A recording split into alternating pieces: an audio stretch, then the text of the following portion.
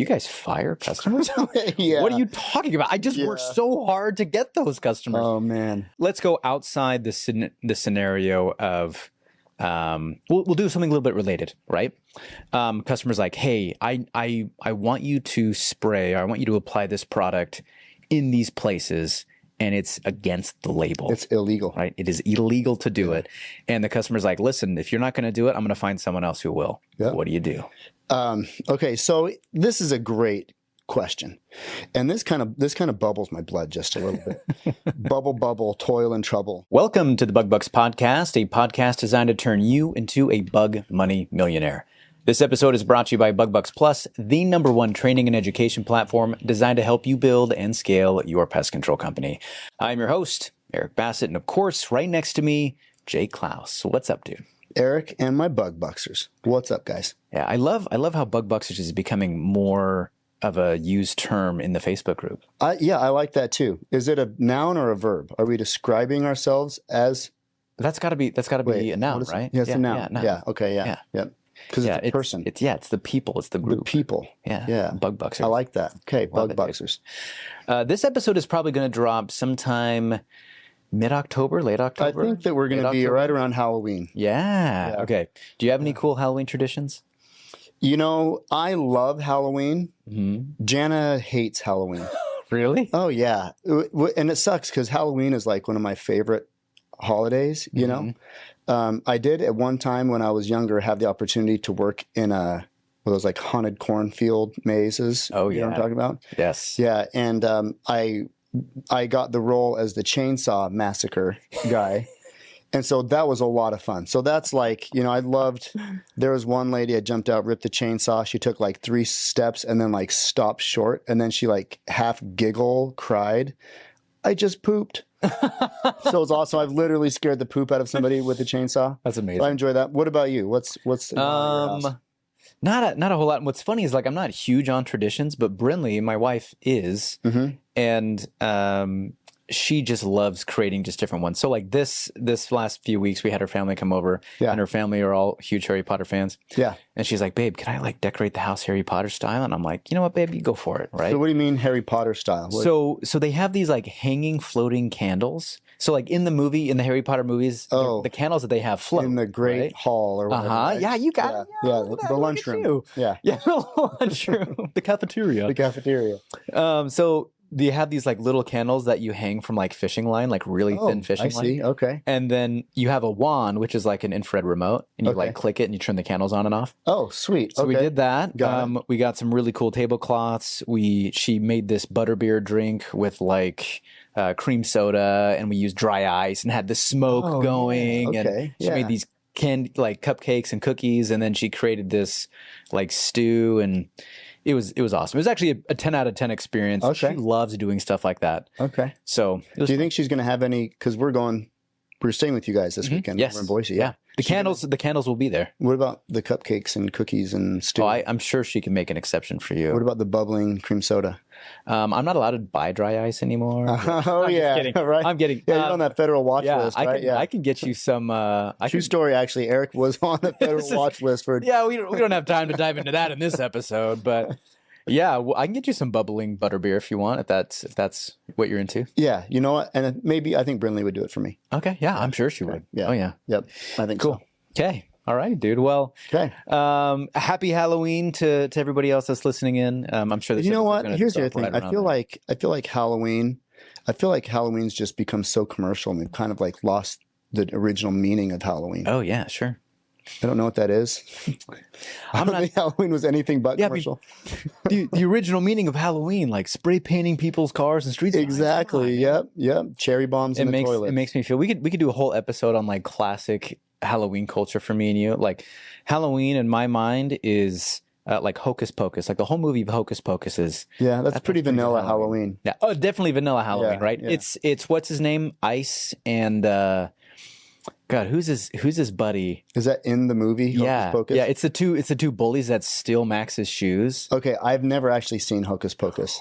What? What? I know. It's Jana's favorite Halloween movie. It's the only Halloween movie that Jana watches. You've never seen Hocus Pocus? No, I don't think, probably not all the way through. It's like the only movie that I fall asleep to. Okay, to be fair, it is super vanilla. Like when you watch it when you're like 8, 9 years old, it's kind of scary and just I entertaining. remember thinking Sarah Jessica Parker was super hot. Oh, she is hot. Yeah. Yeah, and she's like sings the "Come Little Children" song or whatever, like because she wants to suck out their souls. Nice. But at the time, you're like, I might consider following you. This is okay. Yeah. So. Wow, we're gonna have to watch Hocus Pocus. Okay, That's maybe crazy. we'll do. I've made you guys watch Little Shop of Horrors enough times that you can force me to watch Indeed. Hocus Pocus. Indeed, you did. Yeah. Okay. All right. Back to the pest control side of this podcast. Everybody's just hitting skip 15, skip 15. Everyone's skip like, 15. it's like, when are they going to get to the good stuff? Come on, let's go. All right. Before we dive into, quote, the good stuff, just want to remind everybody listening the best way to receive new episodes is by subscribing to our show on your preferred podcast platform like Apple, YouTube, Audible, or Spotify. If you love the show, please leave us a rating and a review. Make sure to check out our Facebook group, BugBucks Plus. That is BUGBUX Plus. We have the owners only group that has over 4,500 other pest control owners waiting to connect with you and share their thoughts. We also have the BugBucks Pest Pros group for the non-owner team members designed to help them develop their roles. Joining the groups is the best way to connect with us and share your feedback on our show and have your questions highlighted and discussed here on the podcast. So make sure you find us on Facebook and join one of those groups. All right, dude. Today's topic, and we'll be a little bit quick on this one, but I feel like it's an awesome thing to touch on.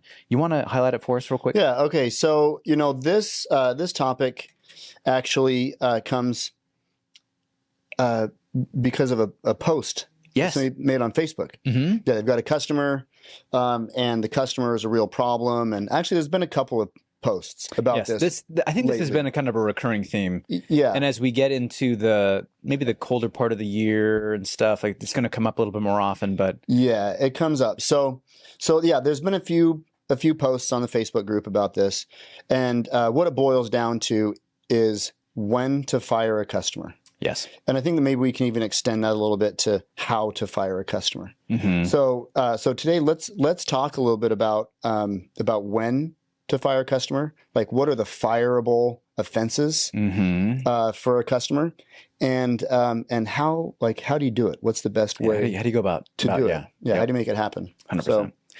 And maybe we can start off with talking about some of the situations. Some of the guys out there might be listening to this episode and going, "You guys fire customers?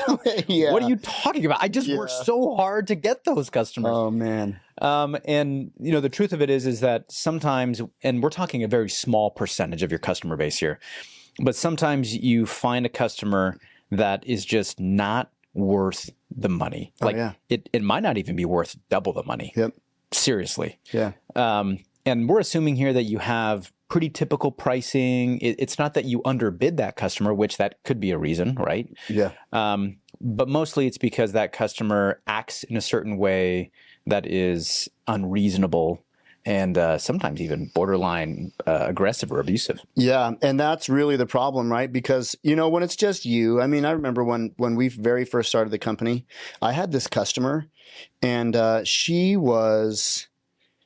could have fit right in there with Sarah Jessica Parker and Bette Midler and I don't know that other chick, the other witch, right? And she was just terrible. But she was paying me, oh shoot, what was I charging back then? I can't. $89 a quarter or something ridiculous, right? Awesome. And I had like a few handfuls of customers. Well, I think I had 150 when I started. That's what I put on, And so I'm like, she's such a witch, but gosh, she's paying $89. Like, I can't afford to not have her, right? And I remember a lot of years ago, Jana and I read this book. Shoot, what was the name of that book? I think it's called The Accidental Entrepreneur. Okay.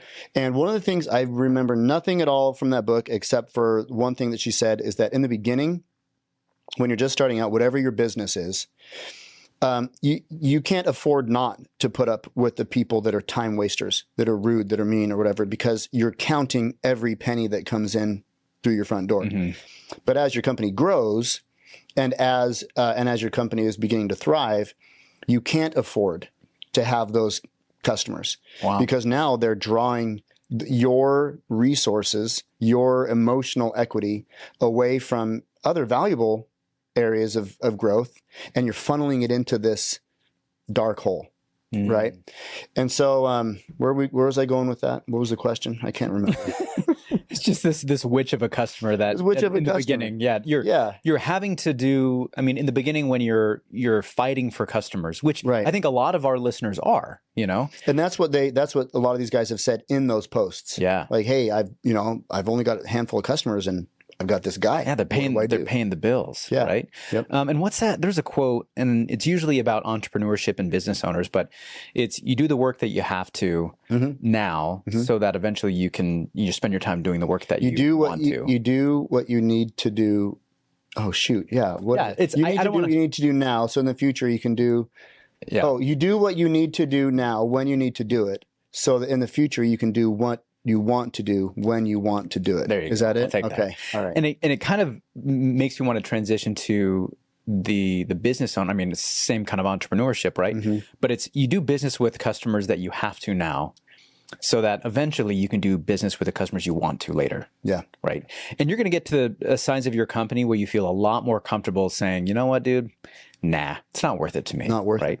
And I think the earlier on that you get there, maybe the better. It's not bad to have high standards as long as they're reasonable. And some of the things that I think you're going to run into most commonly, we can start here and kind of escalate up, right? Most commonly, you're going to find customers who want you to go outside the typical purview of when your service is effective, right? So we're talking customers who are like, hey, oh, I'm just going to skip over this service, and how about you come back around next time, right? Or, oh, I'm going to pause for 4-6 months or whatever. Yeah. And we've talked about some of the benefits of having subscription-based billing and how maybe that can counteract some of those issues.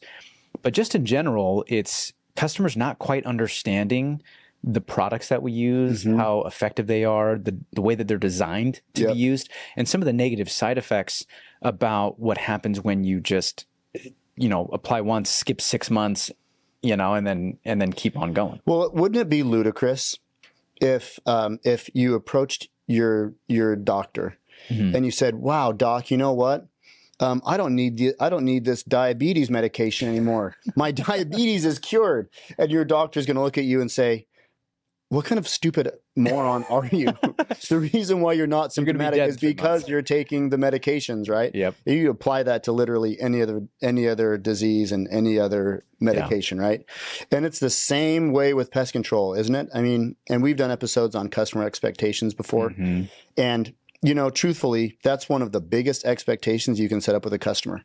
The reason why you're not seeing any bugs, I mean, that's a cancellation reason, right? Yeah. And that's like one of the drop downs, customer canceled because not seeing bugs anymore. 100% it is. Well, the reason why you're not seeing bugs anymore is because we've been coming and treating your place once every 2 or 3 months for the last so many years. And guess what's going to happen when you stop service? Your diabetes is going to come back. Yes. Or equivalent, right? Yeah. And what's tough is that I think in the beginning, a lot of that is kind of glazed over, right? So in our training process, when we're teaching our inside sales team on how to sell customers, part of the sales process is explaining, hey, the products that we utilize, they break down naturally in the environment every 60 to 90 days. The way that you keep your home pest-free all year round is by reapplying those protective barriers every 3 months, right? And so on and so forth. And the more emphasis that you put on that, and the more that the customer understands how that works, I think the less likely you are to run into issues with that customer down the road. Because if all you're doing when they call in and they say, "Hey, I've got ants," and you're like, "Oh yeah, we do a service for ants. We come out every 3 months and we take care of it." Well, if the customer stops seeing ants, they don't understand why it's important to continue on doing any kind of treatment, right? And realistically, maybe further on to that is you have to explain that outside of your fence, outside of your home, right, is Mother Nature. Okay. And Mother Nature is looking for, and we'll call bugs, Mother Nature insects, is looking for shelter, protection, right, which your house is wonderful. Yep. Climate controlled, right? Protected from predators. Looking for food, looking for water. You have all those things. And someone to love. That's what I always tell people. Someone to love. Yeah. So if you stop doing treatments, right? It's not even that you might be able to roll the dice and have some good luck. Every single insect, bug, animal, etc., is looking for a way into your home. Totally. And if you don't have some type of proactive protection against that, you are going to have pest issues. Yep. How many times have you knocked on someone's door and they're like, "Oh yeah, I used to have you guys, but I stopped service a couple of years ago." And you look at their house and you're like, I can tell. I can tell. Yeah. Yeah, dude. Yeah. So, so I guess if we kind of transition from that, maybe you're to the point with the customer where they say, "Hey, I want to skip over these treatments." And you're explaining, "Hey, listen, that's really not going to work. Our products aren't designed to last that long. If you want to maintain these benefits, we're going to have to maintain treatments." And, maybe somewhere in there you identify the fact that it's a value-based issue. Maybe they have a problem with the price tag. What's their smoke screen? Yeah. What's really going on here? And maybe at that point they just kind of cut off and they're thinking, "You know what, dude, all I want is a service once every 6 months. If you can't do that for me, then maybe I should cancel." And you know what? Let me just put in parentheses right here. I would bet my lunch for the next 3 weeks that if you could remove the smoke screen, lift the lye filter off of a customer, you would discover that not a single customer that cancels because they say, I don't see bugs anymore. Not a single customer that cancels for that reason actually is canceling for that reason. Oh, it's always something else. Yeah. You dig one layer behind that. Yeah. Well, what do you mean you're not seeing bugs anymore? Well, I can't afford it. Well, what do you mean you can't afford it? Exactly. I mean, what they're trying to communicate when they say they don't see bugs anymore is they're trying to say, I don't see the value in continuing the service if the driving factor that caused me to buy it in the first place is no longer there. Right. Right. I mean, that's really what's going on. And then if you can explain it and educate, then maybe you can get by that. Yep. Right. Totally. But undoubtedly, what ends up happening sometimes is that you'll have a customer that after you explain everything and you educate and you teach them, what they want is just outside of what's going to be best for you and the customer. Totally. Right. And at that point, so for example, for us, if we have a customer who ends up having to skip out on a quarterly treatment, right? And even if it is a subscription-based customer, we want to still maintain services. In rare occasions, maybe you go 4 months, maybe you go 5 months. We're quarterly for you guys listening. Maybe you go 4 months, maybe you go 5 months. Once you hit 6 months, I'm having that customer do a whole new initial service. Oh, yeah. Yeah. If they come back after 6 months, it's a new initial. Yeah. Because at that point, dude, the pest issues that we've been trying to remediate have now completely reestablished themselves. And now we've got, the whole gambit of things that you're trying to fix again. Odorous house ants are relentless. And even with the regular service, people still have ants. Yes. From time to time. Yep. That's with a service, a regular service. Yeah. So, here we're talking about like customers like wanting to cancel. Let's talk a little bit about when we should cancel customers. When we should cancel customers. Okay. So let's go outside the scenario of, we'll do something a little bit related, right? Customers like, "Hey, I want you to spray, or I want you to apply this product in these places, and it's against the label. It's illegal. Right? It is illegal to do it." And the customer's like, "Listen, if you're not going to do it, I'm going to find someone else who will." Yep. What do you do? Okay, so this is a great question, and this kind of bubbles my blood just a little bit. Bubble, toil and trouble. Right? Is that from the movie? Is that? Might as well be. Okay, whatever. Yeah. We'll give credit. Well, yeah, we'll throw it in there. Okay, so here's where I take that. Number one. We're going to take a quick moment to highlight one of the premier sponsors of the BugBucks Plus platform.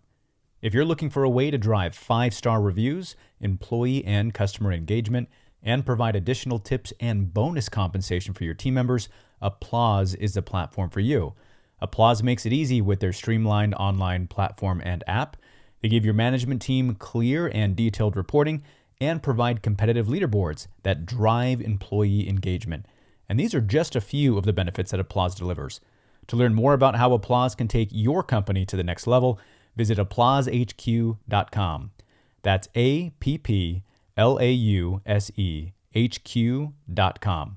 And remember to ask about special discounts for Bug Bucks Plus Facebook members and Bug Bucks Plus subscribers. Now back to the Bug Bucks podcast. Is education, right? Okay, I know that that's what you want.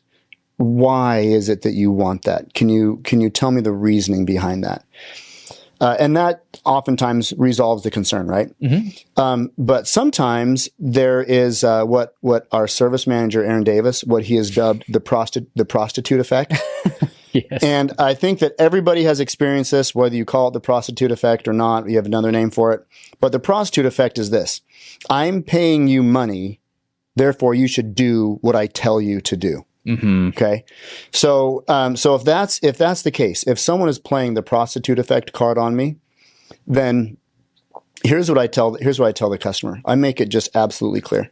Look, I understand that that's something that you want to have done, but let me tell you something that are three important things. Number one, I have 20 years of experience in the pest control industry. I'm an associate certified entomologist, and I've owned this company for over a decade.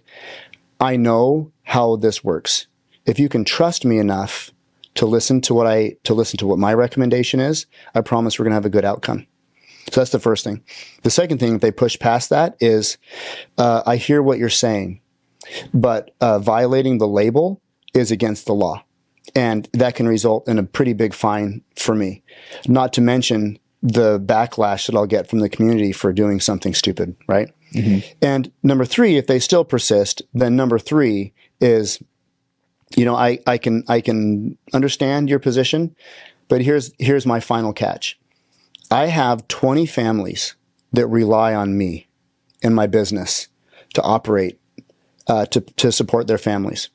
And I'm simply not willing to risk their livelihood and my livelihood by doing something that I know is illegal for one customer. And if those three things, if any one of those three things doesn't do it, then I promise you that one person's $89 a quarter or whatever it is now, $150 or $200 a quarter or whatever, it ain't worth it, man. No. It ain't worth it. And so in that case, when they say, well, shoot, I'm going to go find somebody else, have at it. Yeah. Be my guest. Yeah. Well, and more specifically too, like I'm sure you guys have probably all been in a scenario where you have to do like the breakup conversation with somebody, Yeah. Look, it's not me, it's you. Yeah. Well, it's like, and if you're talking to a customer and, in your kind of a scenario, right? I'd end up saying something like, hey, it sounds like you want something different than what I'm able to provide within the law. Right? What I'm able to provide. You're so much more diplomatic than me. You're like, you want to find someone else? Yeah. Go for it. Yeah. Try me. There's the door, pal. Yeah. Right. And it's just like, and that's, so if you guys are thinking like, man, like, what do I email to customers? What do I text? What do I say? Listen to Eric on this one. Really, that's all you got to do is, hey, it sounds like you're looking for something different than I'm able to provide within X, Y, and Z, right? Within services that our company provides, within what is legal, as defined by the Department of Agriculture, any of those things, right? And then you say, I wish you the best. If you end up needing anything, you're welcome to call. We're happy to set up your service again. But it seems like at this point, it could be a good opportunity for us to part ways, right? And you'd be surprised how many of those customers sometimes are like, well, hang on a second. Like, I mean, it's not that big a deal. Like, people don't like being broken up with, right? They like having the power to cancel, but they don't like it when the company breaks up. You can't fire me. I want to stay on service. Yeah. You're like, well, how about I stay on service? Oh God, jerk. Yeah. But in the event that does happen, parting ways with that person, I know it feels like a loss, but I promise you are avoiding so many issues, right? Oh, totally. Like people talk about like the breakup, like the toxic relationships, and like the recovery process from dealing with a toxic partner. Yeah. Dude, those are toxic customers. Yeah. Like breaking up with them is the best thing for you. It's the best thing for your staff. And you're not always going to be the technician that goes out to service that house. Yeah. So what do you think is going to happen the next time a technician goes out there? Yeah. Right? Oh, well, can you do this for me? Same conversation is going to happen. Yeah. And then they're going to say, well, the last guy did it. And now the guy's thinking like, well, what do I break the law? Do I not break the law? And now we have a history of breaking the law. I mean, now your whole reputation is up for grabs. Like, yeah. Dude, it's just best it's best to create good habits than it is to break bad ones. Right? Yes. And we've had, I mean, just to name a couple, I demand that you spray my rose bushes. Oh, yeah. Right. I demand that you go on my roof to get rid of this wasp nest. Nope. I demand, what are some of the other ones? I mean, just ridiculous. And they're not even requests. When it's a request, you can have a discussion. When it's a demand, yeah. Then that's a different ball. Yeah. Can you, can you guys leave some of those products with me and I'll apply them? Boom. There it is. You've heard so many different ones like, no, I cannot do that. No. Yeah. Okay. So that's a good fireable. We'll call these fireable offenses, right? Yeah. That's a good fireable offense. Let's see. What else? Well, here's another one. When a customer is costing you money. And in fact, I think this is one of the... touch on this one. Okay. So yeah, and I'm assuming maybe there's different sides of this because we have the version of this where you have a customer that is paying a price tag that is very old. Okay. Sure. Right. Yeah. In fact, there was a friend of mine who was talking about the same situation where they have a customer that is very old. Like we're talking 30, 40 years old. Right. And dude, I'm 44. How old are you talking about? Yeah. Like, yeah, right. Like I'm just saying, like from a customer perspective, they're having a customer for 40. I see. Okay. Customer is 40. Oh, like, man. What do you think's old, Eric? What are you talking about? No, they've been a customer for like 40 years. Okay. I'm with you on this. Okay. And so they're struggling because their price tag is well below the range that it needs to be. Yeah. And they're trying to figure out, okay, well, they've been with this for a really long time. And I morally, I feel obligated to make this work for them. Like, what do I do here? Right. Mm-hmm. And long story short is, and in my perspective, if they truly value what you do, and they appreciate the service that you are providing, that there is a minimum amount that you should charge that person for the service. Yeah. Otherwise, you're not doing them any favors. And in fact, they're actually, like Jake said, they're not just costing you money, but they're preventing you from being able to advance your company, use new products, use new tactics and procedures. And they're kind of weighing down the resources that you have in a bad way. Yeah. It kind of comes down to opportunity cost, right? Yeah. I mean, that's why if you're a PCO, you probably have what would you call it? A per hour rate? Yeah, right? sure. You know that my time is worth X amount because if in 1 hour I can service 3 regular quarterly homes or whatever, and so that's your minimum. If you charge $150 per service, there it is. Your hourly rate is $450 or whatever, right? Yeah. So that's one way. Another way that customers can cost you money is when they abuse your free reservices. Oh yeah. Right. I mean most companies do free reservices. If you don't, that's totally cool. I don't think it really matters super much either way. But when you have a customer that continually abuses that free reservice thing, and you end up doing 15 services at their house a year, that's when it's time to have a conversation and say, look, we really appreciate being able to service your home. We do. We really do. However, and we know we say unlimited reservices, and we don't really mean unlimited, right? Well, it's unlimited within the idea that what we're doing is effective for the problem that you have. Right. Within a scope of reasonableness. And we'll get people that will call us and say, oh my gosh, you were just out here 2 days ago and there's bugs everywhere. And you're like, okay, well, we'll send our guy out. And our guy goes out and there's dead bugs all over around the person's house. And they're like, where are the bugs? They're right there. Well, ma'am, these bugs are dead. Yes. Like I said, there's bugs everywhere. Clean these bugs up. You left a wasp nest. Come back, Yeah. So, I mean, you get those customers, and I'll just relay a quick anecdote. So we had a customer.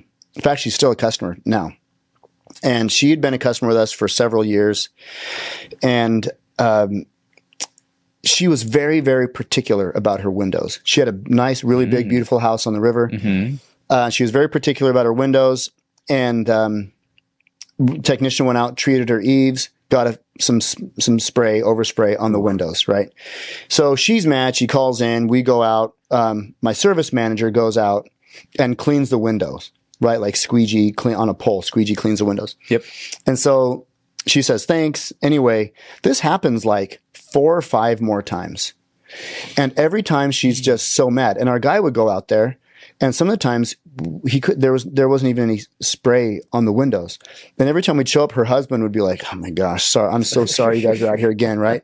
Like you see what I have to live with, right? Yeah. And so one time she calls and she says, your guy scratched my window. And we're like, how could he possibly scratch your window? We're not using like diamond tipped sprayers, right? Like, how did this happen? So our guy goes out there and he looks, and the husband comes up and pulls our technician aside and says, look, man, my wife's crazy. This scratch is obviously, because it's a double paned window, right? He's like, this scratch is obviously on the inside of one of the panes. So I'm real sorry. Just, I'll distract my wife and you leave, right? So anyway, we try to fire this customer, and she won't fire. And so Jana's just trying to be so nice to her, trying to explain, hey, we're actually completely underwater with you as a customer. Yes. Even if you didn't have another reservice for the next 5 years, it would take that long to recoup, right? So anyway, she won't fire. And so anyway, we're looking to buy a house. I'm going to make this real fast. We're looking to buy a house. We find this house and we just absolutely fall in love with it. It's the house we live in right now. Yep.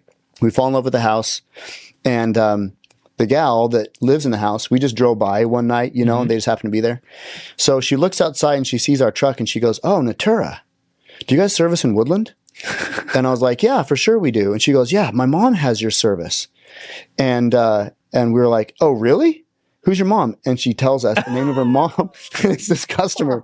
And we're like, oh, right? Like our jaws kind of drop, and Jana's like, oh gosh. And then she says this, my mom loves you guys. Dude. And we're like, what do you mean she loves us? She's like, yeah, she refers you to everybody. And we're like, oh, crazy. And so then we make an offer on the house. Our real estate agent says, hey, put in just low ball, they'll counter, blah, blah, blah, blah, blah, right? So anyway, we put in this low ball offer to play the game. And the girl takes it to her mom and she says, this is what they offered. And her mom says, they're good people, just accept that offer, don't counter. Ooh. So, I mean, that be a lesson. Sounds like somebody got their money back. Right. Oh yeah, we did. Yeah. So, I mean, let that be a lesson in karma, right? Yeah. I mean, really what goes around comes around. And any time that I've ever gotten mad at someone or whatever, or fought back, it never ends well. Oh, yeah. I don't feel good afterwards, and it never leads to a positive resolution. Right. Well, and I try to operate in the way that, I do things a certain way because of who I am, right? I don't change how I operate based on how other people are operating toward me. It's a superpower. Right? And it's something that I try really, really hard to do. So like if somebody's really mad, really upset, and they're way over the top, it's like, hey, I get that you're upset. I don't have to do the same thing. I don't have to throw back at you, right? Like my ability to keep my composure is what's important. And for all of you listening out here, you probably can pick up that vibe from Eric from listening to these episodes, but Eric is incredibly non-reactionary. It literally is a superpower. Yeah. Well, and and maybe even talking about this next little thing, we'll have to be quick because we're running out of time, but there is the next level up from this, which is when customers are like blatantly aggressive and abusing your staff. Like not just like talking down to them or being condescending, which that definitely happens, but like actually like saying things that have no place in a professional phone conversation. Completely crosses a line. Yeah. Yeah. Different types of levels of harassment, essentially. And I can't say how important it is and how much emphasis we can put on this, is that if you have a customer who treats your staff like that, whether it's a technician in the field or whether it's somebody on the phone, firing that customer immediately. I mean, and depending on what is said, I could hop on the phone and I could say, listen, based on the conversation that I listened to and the way that you interacted with my staff, whether or not we are 100% at fault for any mistakes that we've made, the way that you're speaking to that person is 100% unacceptable. And if that's the way that you plan on treating my staff in the future, we should part ways right now. And see what they say. Dude, right? that's a mic drop moment right there. Oh my gosh, Right? that's powerful. And if they react to it, they're like, "Oh, you guys, blah, blah, blah." I can say, "You know what? I can tell that you're right. You know, hey, you're fine. You're right. You know, you can be right and not have a pest control company. It doesn't matter to me, right? Hey, you can go be someone else's pest problem. someone else's problem. Yep. But the important part is that keep your composure. Okay. Because you know what? In that moment, and in pretty much any moment you want to choose, you can maintain the control. You can be the professional. Yeah. You can be the one that keeps control of the conversation, and they can leave. And the one thing that they know for sure is, hey, like when they cool off and they calm down, the only thing they're left with is, oh, I'm an ass. well, yeah, like I still have ants and I was a total asshole. Yeah. Right. Yeah. But if you respond in kind to them, they have every reason to badmouth you, to leave you a bad review, to tell every person that they know that not only can you not solve their ant problem, but you are completely unprofessional. Yeah. Right. Well, So- you know, when you reciprocate in kind, what happens is that there's two fools in the room instead of just one. Yep. You know, and that's just not a situation that you want to get into. And I think, Eric, you bring up a really good method of firing the customer. You know, you point out the problem. You point out how it's an untenable situation for us, for our people, and you give them the option. That's what I noticed in that firing line that you just said. And if you guys are listening right here and you're like, well, what did Eric say? Skip back and then take what Eric said and write it down and stick it on a Post-it note and put it above your desk. This is how you fire a customer. Put in quotes and then end quote, Eric Bassett, right? So the thing that you did at the end of that is you gave them an option. This situation is untenable for us. You didn't say anything about them. For us, this is untenable. And in the future, if this is how things are going to be, then let's part ways right now. You're giving them an option. You're giving them an out. You're giving them an opportunity to say, okay, dude, I'm really sorry. I was a total ass. You know, yeah, I will, I won't speak like that again. And really what's happening is that customers like that, they're bullies. And what's the best way to address a bully? Dude, you punch him in the mouth the very first time he bullies you, right? Then he's not going to bully you anymore. Well, you got to let them know it's not acceptable. It's not acceptable, right? You stand up. I mean, don't necessarily punch. I'm going to get a phone call. Jake, this guy punched this guy in the face. Listen to the Bug Bucks podcast, and this is what they told me to do. Yeah. Well, and the other thing that's really important, and maybe even the most important part, has nothing to do with avoiding that customer as a problem. And it has everything to do with standing up for your staff. Oh, absolutely. So sounds crazy, but if you have the opportunity to have that conversation in front of your staff, do it. Yep. Because they will look at you and they will know 100%, wow, they stand up for me. Because in customer service land, most of the time for a lot of companies, they just feel like they get beat up every single day by all the customers, right? And the only thing that the owners care about is money. Yeah. Right. And when they see an owner step in and say, you will absolutely not treat my staff like that. These are people. I care about them. Yeah. And I care about them enough that I'm willing to say bye-bye. Yep. That staff is loyal. Yep. Right. They will be loyal to you. They know that you've got their back. And not only that you got their back, but you've got their front. Yes. You know, like you're standing in front of them as a frontline defense between them and the badness that's out there. Yeah, 100%. Yeah. So cool, dude. I know that this was kind of a shorter episode. If you guys are listening and you're thinking, man, I wish we could dive more into this, or you have some other specific questions, reach out on the Facebook group. Let us know. We'd be happy to dive into more of those specifics. Of course, we love that you guys took the time to listen in. If you have a coworker, manager, or an owner who could benefit from listening to this episode, the best way to say thank you to us is to share this episode with them. If you haven't joined the Facebook groups yet, go find the groups and join. It's Bug Bucks Plus. Lots of information and great connections there. And if you have a topic you want discussed on the show, drop it in the group. As always, this episode is brought to you by Bug Bucks Plus, the #1 training and education platform designed to help you build and scale your pest control company. Visit bugbucksplus.com to sign up and start building today. And obviously, hit subscribe. Thanks again for listening in. And until next time, keep building those pest control companies. That was good. That was a good sode. I think that will be, yeah. You're listening to the Bug Bucks Podcast, hosted by Eric Bassett and Jake Claus.